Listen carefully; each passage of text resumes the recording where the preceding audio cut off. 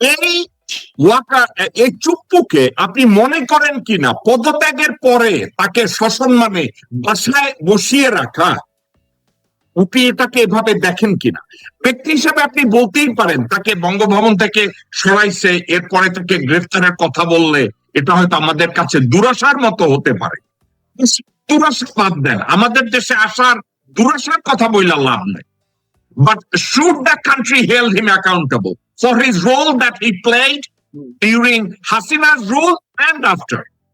এবং আরো একটা কথা, হাসিনার সাথে লন্ডনে বসে উনি যখন কথা বলেছে, উনি কিন্তু জানে যে ফাঁসির আদেশপ্রাপ্ত একজন আসামি, ফাঁসির আদেশপ্রাপ্ত একজন অপরাধী, পরও সে কথা বলেছে। এই লোককে বিচারের মুখোমুখি করা আমাদের দেশের জন্য কতটা মঙ্গল আর কতটা অমঙ্গল, কে পালাতে হাসিনার মতো সহায়তা করা। আবার যে ভাই আপনার মাইক্রোফোনটা অফ। চুপ্পুর কে বিচারের সম্মুখীন করা হবে কি হবে না এটা তো রাষ্ট্রের সিদ্ধান্ত, কিন্তু আমি একজন নাগরিক হিসেবে বলবো চুপ্পুর সমস্ত কর্মকাণ্ডের একটা তালিকা হওয়া উচিত, শুধু রাষ্ট্রপতি হিসেবে না, তার আগের থেকে ও রাষ্ট্রপতি পর্যন্ত এবং রাষ্ট্রপতি পদে থাকা অবস্থায়। আপনি যেটা বললেন যে কোলাবোরেটর, আমি এটাকে কোলাবোরেটর বলবো না, আমি বলবো উনি তাকে একটা ট্যাসিট অ্যাপ্রুভাল, যেটা মানে মৌন সমর্থন দেওয়া, অর্থাৎ তুমি চালিয়ে যাও, আমার থেকে তেমন কিছু বলার নাই, আমার কোনো অ্যাডভাইস নাই। এবং বহুবার কিন্তু রাজনীতিবিদরা চুপ্পুর কাছে কিন্তু অ্যাপ্রোচ করেছে যে সমাধানের জন্য, কিন্তু সে কিন্তু এটা কোনো পাত্তাই দেয় নাই। এবং অবশ্য বাংলাদেশের কনটেক্সটে রাষ্ট্রপতির খুব একটা কিছু করার আছে বলে মনে হয় না, বাট তারপরেও একজন নীতিবান মানুষ হিসেবে তার কিছু করণীয় ছিল এবং সেগুলিতে সে কখনোই পাত্তা দেয়নি। সুতরাং সে শুধুমাত্র আমি বলবো যে ডিউরিং হাসিনার যে সমস্ত কর্মকাণ্ড সেটা না, শুধু সেখানে যদি তার কোনো ভূমিকা থাকে তাহলে তো অবশ্যই সেটা তা বিচারের মুখোমুখি, কিন্তু তার আগের যে সমস্ত কর্মকাণ্ড ছিল সেগুলির ব্যাপারে আমাদের একটা পুরো স্টক নেওয়া উচিত এবং তাকে একজন সাধারণ মানুষের মতো তাকে বিচারের সম্মুখীন করা উচিত। এটা করা উচিত দুইটা কারণে, একটা হচ্ছে যে একজন মানুষ বিচারের ঊর্ধ্বে না, এটা হলো প্রথম। সেকেন্ড হচ্ছে যে রাষ্ট্রপতি পদটা যে কতটা অবমাননাকর একজন মানুষের হাতে ছিল সেটা বাংলাদেশের মানুষ যেন টের পায়। এই দুইটা কাজের জন্য অন্তত তাকে বিচারের সম্মুখীন হওয়া উচিত। ওকে, যে ভাই আমি আপনার কাছে ব্যাক করবো। কর্নেল মুদাসসির খান, আপনার কাছে জানতে চাইবো যে শাহাবুদ্দিন চুপ্পুকে রেজিগনেশন করার কথা বলা হয়েছে এবং তার কর্মকাণ্ড সম্পর্কে কম বেশি আপনিও জানেন, আমিও জানি, মাসুদ ভাইও জানে, ব্রিগেডিয়ার জিয়া এবং দেশের জনগণও জানে। এই মুহূর্তে চুপ্পুকে পালাতে সহায়তা করা বা ওকে আইনের আওতায় না নেওয়া কেন যেন আমার মনে হয় it's going to become disservice to the nation. তার এই প্রেসিডেন্ট হিসাবে নিয়োগের আগে এবং পরে যা কিছু করেছে এর উপরে সঠিক তদন্ত করার আগ পর্যন্ত তাকে দেশ থেকে কোনোভাবে যেন পালাতে দেয়া না হয়, এ ব্যাপারে বর্তমান সরকারের পদক্ষেপ নেওয়া উচিত বলে আমি মনে করি এবং একজন নাগরিক হিসাবেও আমরা এটা চাই। আপনি এই বিষয়টাকে কিভাবে দেখেন করেন মুদাসসির?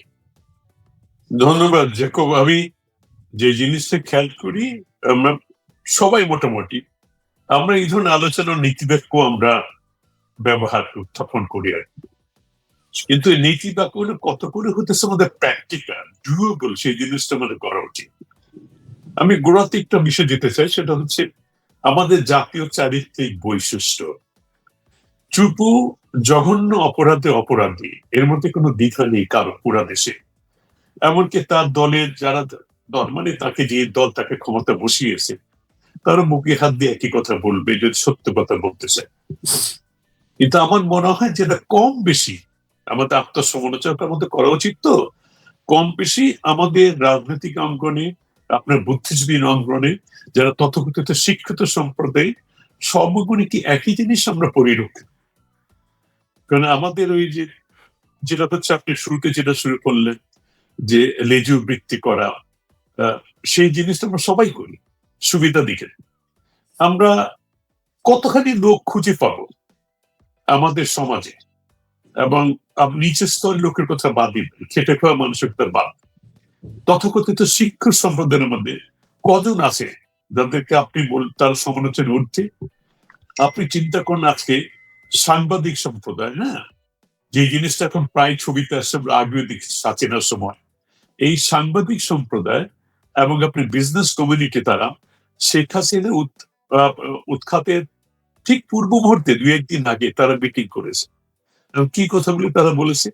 তার মানে 2-1 জন, যেমন একজন বলেছে সে হচ্ছে, আমরা দরকার হলে আপনি জান্নাতে গিয়েও আপনার সাথে আমাদের পাশে থাকবো, ওপারে গিয়েও আপনার পাশে থাকবো। এই লোকগুলি থেকে কথাগুলি বলেছে, সাংবাদিক বলেছে, ব্যবসায়ী বলেছে, শিক্ষিত লোকজন বলেছে। তাদেরকে আমরা বিচার এনেছি? তারা এই সমাজে এই সরকার আমাদের কাজ করছে না, তারা লোকজন তো জানে। তো এটা হচ্ছে আমার মনে হয় আমাদের চাকরির চারিত্রিক বৈশিষ্ট্য। আপনি যেটা বললেন, বিচার তো অবশ্যই তাকে করা উচিত। যেমন বিচার যে কথাটা আছে, তবে আমাদের দেশে বিচারটা হচ্ছে, বিচার রায় বলে না, কাঁধে নীরবে নিভৃতে, আমার দেশে সেই বস্তা হচ্ছে আর। কিন্তু বিচারটা করবে কারা? কারণ আপনি যদি বিচারের কথা বলেন, তাহলে এই সরকার তো তাই, এই সরকার তো বিচারের সম্মুখীন হতে হবে। তাহলে ইউরোপ সরকার বিচারের সম্মুখীন হতো, তারা কেন রাষ্ট্রপতি একটা জঘন্য চরিত্রকে তার রাষ্ট্রপতি করলো? এই সরকার তো বলতে হবে, ঠিক আছে, ইউরোপ বাধ্যবাধকতা ছিল, বিএনপি বা অন্য লোকজন বা সেনাবাহিনী তাকে ফোর্স করা হয়েছে যে তাকে রাষ্ট্রপতি বানান। তার এখন সাংবাদিক একটা কন্টিনিউ কথা বলে তাকে বসিয়েছে। হোয়াট এভার দিস গভর্নমেন্ট, এই গভর্নমেন্ট তো করতে পারতো, তাদের বাধারের কোথায় ছিল, তারা কেন?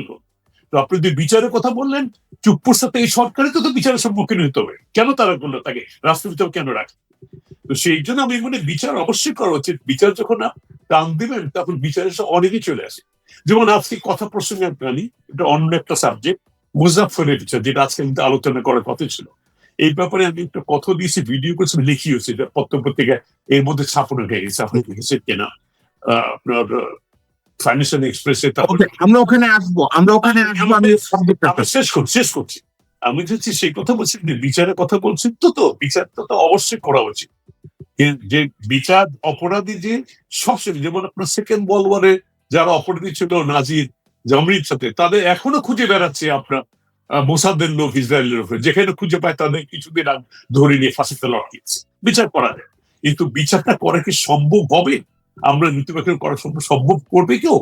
একবার যদি বিচার যদি সঠিকভাবে করা হয়, সেটা দৃষ্টান্ত বিষয় থেকে যায়, তাহলে মানুষ কি ভাবেন, কিন্তু করি না আমরা। কারণ আমরা একে অন্যদের পিঠ চুলকান। এখন রাজনীতি সেই কথা, আপনি শেষ করে দিয়ে কথা বলে যে হ্যাঁ, বিচার অবশ্যই করা উচিত, কিন্তু বিচার যদি আপনি কথা সবারই বিচার করা উচিত, শুধু চুপ না। চুপকে যারা বসেছে তাদেরও তো বিচার আনতে হবে, দেশবাসী তো সেই বিচারও তো চায়। তোমরা জেনে শুনে এই লোকে কেন বসে না, কোনো বাধ্যবাধক ছিল না, করতে হবে এইসব। তবে আমি কিন্তু আবার যখন আপনাকে মিলিত হয়ে অনুরোধ করবো, চুপ্পুর প্রসঙ্গটা আমার মনে হয় আমরা বাদ দিয়ে, সমস্ত দেশ জানে, তার চরিত্র সম্বন্ধে জানে, তার কি করছে সবই জানে। আমার যেটা মোর ইম্পর্টেন্ট, আজকে আমি জানি না আপনার আলোচনার মুখ্য উদ্দেশ্যটা কি, এটা কি চুপ্পুর চরিত্রের আলোচনা করা, না রেজিগনেশনের পরবর্তীতে কি হতে পারে, দেশে কি হওয়া উচিত সেটা আলোচনা, তাই হয় আমার মনে হয় কালক্ষেপণ ওই বিষয়ের মধ্যে আলোচনা। ধন্যবাদ। ওকে মুদাসসির ভাই, আমি আপনার কাছে আসছি। আমি ডক্টর মাসুদ রহমান, আপনার কাছে আমি বলি, আমরা যে কোনো জায়গায় কোনো একটা অপরাধীকে বিচারের কথা বললে, বাংলাদেশে মুদাসসির ভাইয়ের মতো, জিয়া ভাইয়ের মতো, অন্য 10 জন মুরব্বীদের মতো, জ্ঞানী গুণী মানুষদের মতো বলে যে, যেমন মুদাসসির ভাই বলছে চুপুর বিচার করলে তো সবারই বিচার হওয়া উচিত। এখন একটা কথা, সবাই কিন্তু প্রেসিডেন্টের আসন গ্রহণ করে নাই। আমি সবার বিচার এই মুহূর্তে টানবো না। আমি যদি চুপ্পুর বিচারটা বাংলাদেশ গভর্নমেন্ট করে, ভবিষ্যতে যে কেউ চুপ্পুর মতো একটা কুত্তার বাচ্চাকে, ল্যাপডগকে প্রেসিডেন্ট বানাবার সময় 3 বার চিন্তা করবে, এবং যে হবে তারও চিন্তায় আছে। কিন্তু এই মুহূর্তে কথা, আমরা কি আমেরিকায় বা বাংলাদেশের মতো জায়গায় বা পৃথিবীর সভ্য দেশে একটা খুনির বিচার যদি করতে হয়, একটা খুনি বলবে ওকে আমার বিচার করতেছেন কেন, সমাজে তো বহু খুনি আছে, সবাই ধরে আগে ওই বিচার করেন, তারপরে আমার করেন। আদালত কি এভাবে বিচার কার্য পরিচালনা করেন? আইন কি এভাবে বলে? আইন কিন্তু এভাবে বলে না। খুনি যে ধরা পড়ছে, যে বিচারের কাজ করে দাঁড়াই আছে, বিচারটা আগে করা হবে। এই কথাটা কেন বলছি? আমরা যখন বিতর্ক করবো যে চুপ্পুকে যারা বসাইছে তার বিচার হবে, বিএনপির বিচার হবে, আওয়ামী লীগের বিচার হবে, পরে চুপ্পুর বিচার হবে। মরা এমনি মানে ওটাকে কি বলে নর্মাল মৃত্যু হবে, বিচার আর কিছু থাকবে না, তো বুড়ো হয়ে যাবে। কিন্তু আমার কথাটা হইতেছে এই মুহূর্তে চুপ্পুকে যদি পালাতে দেওয়া হয় হাসিনার মতো, আর একজন অপরাধীকে এবং অপরাধের সাক্ষীকে এবং অপরাধের কোলাবরেটরকে বাংলাদেশ থেকে পালাতে দেওয়ার সুযোগ দেওয়া হবে। ডক্টর মাসুদ, আপনি এটা কিভাবে দেখেন কিনা? দেখো, আমি একটা সেকেন্ড বলিনি, আমি কিন্তু আমাকে ভুল বলতে, ডোন্ট মিসআন্ডারস্ট্যান্ড মি। আমি তো কখনো কোনো চুপ্পুর বিচার হবে না, অবশ্যই বিচার হওয়া উচিত, কিন্তু আমার মধ্যে চুপ্পুর বিচারের সাথে আন্ডারস্ট্যান্ড এই মুহূর্তে চুপ্পু আমাদের হইতেছে আসল আমাদের আলোচনার বিষয়। তাকে বসে বিচার করে এতবার ক্ষতি করেছে, কিন্তু তার সাথে অন্যান্য অপরাধী যারা আছে, যারা তাকে বসিয়েছে, যারা করেছে এই ক্ষতি, তো দায়বদ্ধ তাদের মধ্যে আছে। মুদাসসির ভাই, আপনার কথাটার রেসপন্স আমি বুঝেছি, আপনার কথাটা শেষ করে দিয়েছে। যেমন কথা একটু বলেছে, মুজাফফরের কথা প্রশ্ন আমি চলেছিলাম, মুজাফফরের কথা আমি আমার লেখার মধ্যে বক্তব্যে বলেছি, মুজাফফরকে শুধু বিচারের না, মুজাফফরকে পালে যেতে এই কাজের মধ্যে অন্যান্য যারা জ্যোতিষ ছিল তাদেরকে বিচার আনছে, না সত্য উদ্ঘাটন হবে। ওকে, সত্য উদ্ঘাটনের জন্য তার সাথে যারা জড়িত সত্য উদ্ঘাটনের জন্য সবাইকে আপনারা বিচার করবেন। মুদাসসির ভাই, আমি আপনাকে বোঝানোর জন্য আপনাকে বলি, আমি তো একটা ল ফার্ম রান করি, একটা কথা আপনাকে বলি, আমরা যদি চুপ্পুর বিচার করতে যাই, দেন চুপ্পুর আগে পিছে সামনে পিছনে ডানে বায়ে যারা আছে তারা কেউ আর বাদ থাকবে না। তো আপনার কথা এটা না চাইলে এরা সব পার পাবে। আগে যদি আমি চুপ্পুর বিচার করতে যাই, কেউই পার পাবে না। ঠিক মুজাফফরের সাবজেক্টে এই বিচার সম্পর্কে আপনাকে আমি থামাইছি একটা কারণে, পৃথিবীর কোন দেশের কনস্টিটিউশন একই বিচার দুইবার করতে দেয় না, unless there is a new evidence surfaced. তো এখন আপনি যদি মুজাফফরকে বিচার করতে যান, কনস্টিটিউশনাল স্পেসিফিক একটা ধারার উপরে ওই বিচারটা করতে হবে। আইনের বিশাল একটা সংজ্ঞা আছে, যেটা নিয়ে আমি স্টাডি করেছি, আমি বলবো, এটা নিয়ে আলোচনায় আসবো। আমি মাসুদ ভাই আপনার কাছে আসি, আপনিও আমার সাথে দ্বিমত পোষণ করতে পারেন। আমি মনে করি চুপ্পুকে যদি বিচারের আওতায় আনা হয়, তাইলে চুপ্পুর আগে পিছে ডানে বায়ে যারা আছে তাদের কাউকে বাদ দেয়া হবে না, কিন্তু চুপ্পুকে ছাড়া এই মুহূর্তে সঠিক হবে না। ডক্টর মাসুদ, আপনি এটা কিভাবে দেখেন কিনা? হ্যাঁ, আমি একটা জিনিস বলতে চাচ্ছি, সেটা হচ্ছে যে ধরেন খুন হয়, খুনের বিচার হয়, চুরি হয়, চুরির বিচার হয়, এগুলো হতেই থাকে, ইট ডাজন্ট ম্যাটার। একটা সমাজে, একটা সোসাইটিতে, সভ্য সমাজে এগুলো হবে। কিন্তু কতগুলো বিচার আছে যেগুলোকে বলা হয় এক্সাম্পলারি বিচার, যেগুলা আপনার সামনে এক্সাম্পল হিসেবে আসবে। যেমন ধরেন স্পার্টাকাস উইথ হিজ স্লেভস, সবাই স্লেভ ছিল, কারো কোনো পোস্ট ছিল না। When they were arrested, it was Spartacus who was hanged. কারণ এক্সাম্পলারি একটা পানিশমেন্ট দিতে চায় তারা।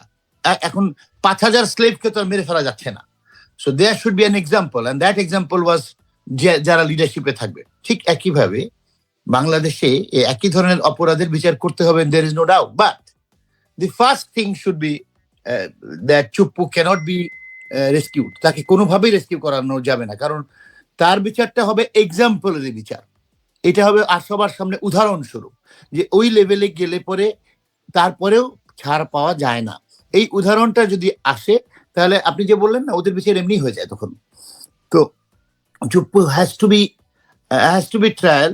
আমাদের বিচার এই সরকারের কাছে হবে কিনা মুদাসসির ভাই কোশ্চেন তুলেছেন, I agree, I am not sure. ভাই, আমরা তো, আপনার মনে আছে যে কমিশন ভাই, আমি একজন বাংলাদেশের কোন একটা দলের দলীয় প্রধানের সঙ্গে বসেছিলাম, সেখানে আমি বলেছিলাম যে পয়েন্টটা আপনার সামনেই বলেছিলাম, যে আপনার যেগুলা আপনার জন্য পপুলার হবে বা মানুষের মনে যে চাহিদা সেটাকে মিটাবে, সেটা হলো যে বিচার।